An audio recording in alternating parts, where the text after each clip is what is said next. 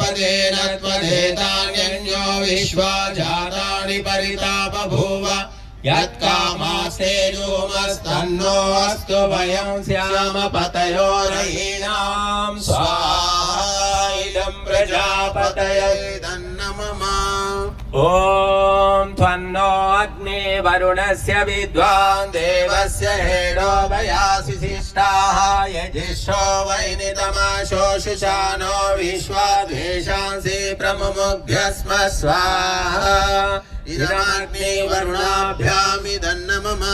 ॐ सत्वन्नो अग्ने भवति नेदिष्टो अस्यावुषसो व्युष्टो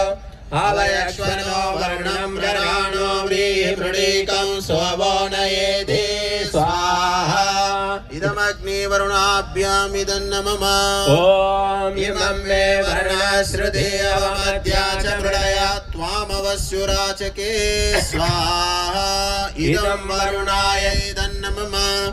ॐ तत्त्वायामि ब्रह्मणा वन्दमाना सदा शास्ते यजमानो हविर्भिः अहेडमानो वरुणे अबोध्यवृषं समानायो प्रमोषि स्वाहा इदं वरुणाय इदं नमः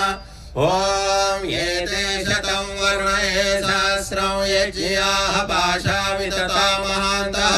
तेभिर्नो अद्य सवितोत विश्वैर्विश्वे मुञ्चन्तु मरुतः स्वर्गाः स्वाहा इदं वरुणाय सवित्रे विष्णवे विश्वेभ्यो देवेभ्यो मरुद्भ्यः स्वर्गेभ्यः इदं नमः